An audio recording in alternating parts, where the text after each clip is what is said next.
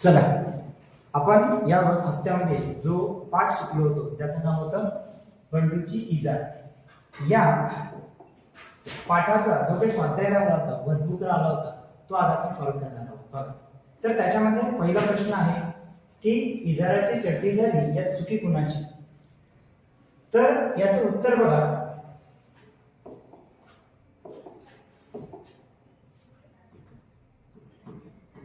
याचं उत्तर इजाराची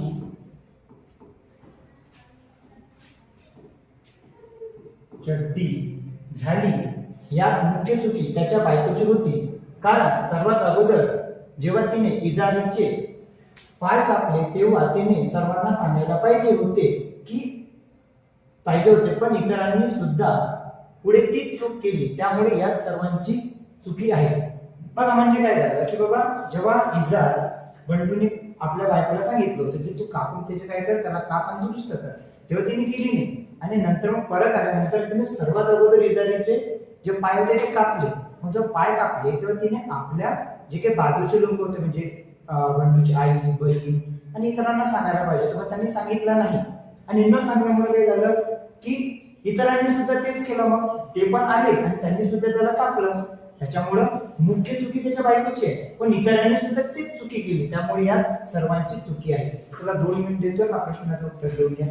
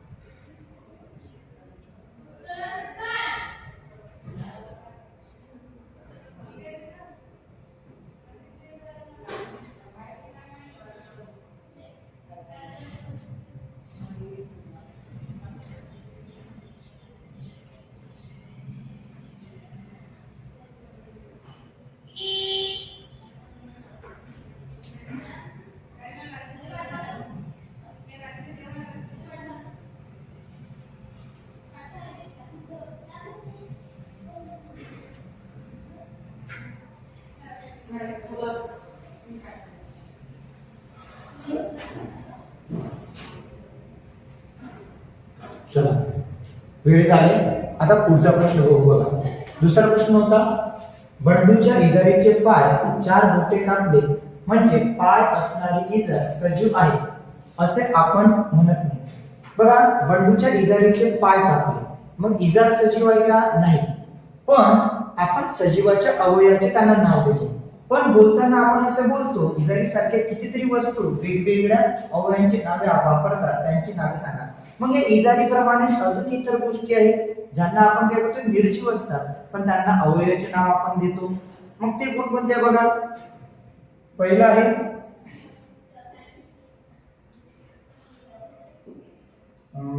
सुईचे नाक, नारळाचे डोके, तव्याची पाठ आणि यानंतर आपला कंगवा असतो, कंगवा.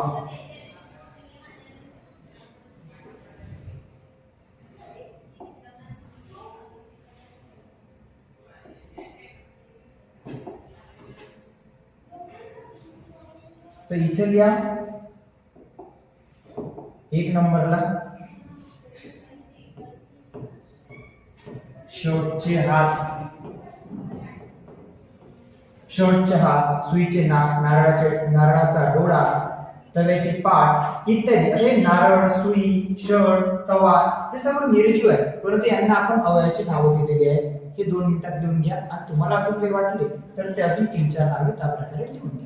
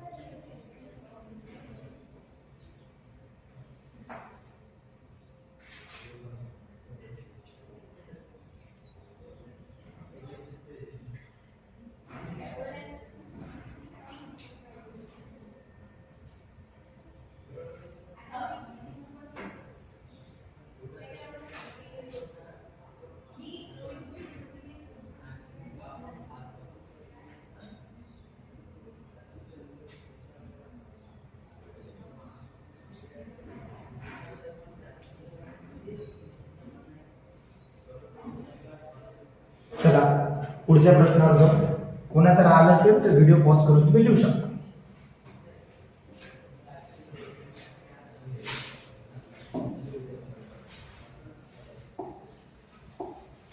बघा हा जो प्रश्न आहे हा फार सुंदर प्रश्न आहे. बघा जर समजला तर खूपच छान.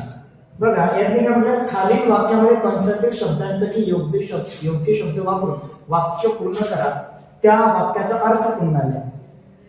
रिकामी जागा दिलेली आहे, त्याच्यामध्ये या वरील पैकी कोणता ना कोणता शब्द येतो आणि त्यानंतर त्याचा अर्थ सुद्धा आपल्याला लिहायचा होता. तर बघा चुलीवरच्या तव्याची रिकामी जागा काळी भोर झाली, इथे येणार बेटा पाठ. काय येणार? पाठ. मग पाठ जर आली तर चुलीवरच्या तव्याची पाठ काळीभोर झाली, मग तव्याला पाठ असते का? नाही. मग पाठ म्हणजे काय? बघा तव्याची मागची बाजू काळीभोर झाली, मागची बाजू. पाठ म्हणजे काय? मागची बाजू. मग तुम्हाला ह्या पद्धतीने ते वाक्य पुन्हा लिहावं लागेल. त्यानंतर आ नंबरचा बघा, कपाचा रिकामा जागा तुटला होता म्हणून दिलावरने चहा ग्लासात ओतला. आता कपाचा तुटला होता, मग काय तुटला असेल? कान, नाक, पाय, हात, डोळा, केस, पाठ. पाठ तर गेलं, हे लिहिलं आपण. ठीक आहे. त्यानंतर गळा, पोट, तोंड. तर मला वाटतं इथे येणार कान. काय येणार? कान. मग कान म्हणजे काय? कान म्हणजे त्याची जी दांडी असते ना, दांडी आपण कपडा पकडतो ना, तर कानासारखे नाही दिसत थोडस, मग त्याला कान म्हटलं जातं. मग काय? कपाचा कान तुटला होता म्हणून दिलावरने चहा ग्लासात ओतला. म्हणजे याचा अर्थ काय होतो? कपाला पकडण्याची दांडी, इथे दांडी आहे ना, दांडीला कान म्हटलं गेलं. तुटला होता म्हणून दिलावरने चहा ग्लासात घेतला. ओतणे म्हणजे ग्लासात घेणे. ठीक आहे. त्यानंतर तिसरं बघा, हा नारळ नासका निघणार. नासका म्हणजे खराब. खराब. नासका म्हणजे खराब. हा नारळ नासका निघणार. नारळाचा रिकाम्या जागा बघून धनवा म्हणाली. म्हणाली. धनवा ही मुलगी आहे. ठीक आहे. मग काय म्हटली? नारळाचा काय बघून? नाक, पाय, हात, डोळा, केस की गळा? तर इथे येणार डोळा. नारळाचा डोळा म्हणतात ना, नारळाचा डोळा. तिथे 3 असतात गड्डे असल्यासारखे. ठीक आहे. याला ओमन म्हणतात. ठीक आहे. ते आहे. मग याचा अर्थ काय होतो? नारळाचा डोळा म्हणजे नारळाच्या वरच्या बाजूचे खोंबण. काय? खोंबण. असा खड्डा पडल्यासारखा असतो ना, त्याला खोंबण म्हणतात. खोंबण पाहून धनवाने सांगितले की नारळ नासका आहे. नासका म्हणजे खराब. ठीक आहे. त्यानंतर बघा, मुसळधार पाऊस पडल्यामुळे रिकाम जागा फुगले होते. मुसळधार पाऊस पडल्यामुळे नदीचे रिकाम जागा फुगले होते. मुसळधार म्हणजे खूप पाऊस. मुसळधार म्हणजे खूप पाऊस. मग काय फुगले होते रे? नाक, पाय, हात, डोळा, केस, गळा, पोट. तिथे येणार बेटा पोट. काय येणार? पोट. नदीचे काय? पोट. पोट म्हणजे काय?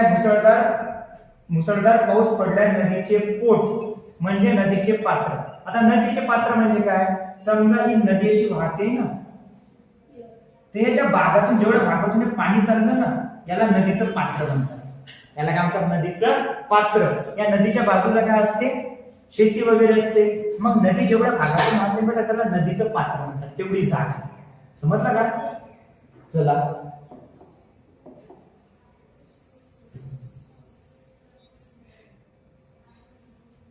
त्यानंतर बघा, कितीही जोर लावला तरी बाटलीचे झाकण उघडे ना. कितीही जोर लावला तरी बाटलीचे उघडे ना. आता उघडे ना बघा, काय काय झालेलं आहे? डोळा झाला, डोळा लिहिला आपण. ठीक आहे, डोळा झाला. त्यानंतर काय झालं बेटा? पोट झालं, पाठ झालं, पाठ, डोळा, कान. कान पण झाला. कान नंतर काय? पोट पण लिहिला आपण. ठीक आहे. आता बघा, किती जोर लावला तरी बाटलीचा रिकाम जागा उघडे ना. मग बाटलीचं का उघडे ना? तोंड. इथं काय ना? तोंड. तोंड. मग बाटलीचं तोंड उघडे ना. तोंड म्हणजे काय? किती जोर लावला तरी बाटलीचे तोंड म्हणजे बुच, झाकण. तुम्ही ज्याला झाकण म्हणता, झाकण, ते झाकण उघडत नव्हते असं त्याचा अर्थ होतो. चला, 2 मिनिटाचा वेळ देतोय, लिहून घे.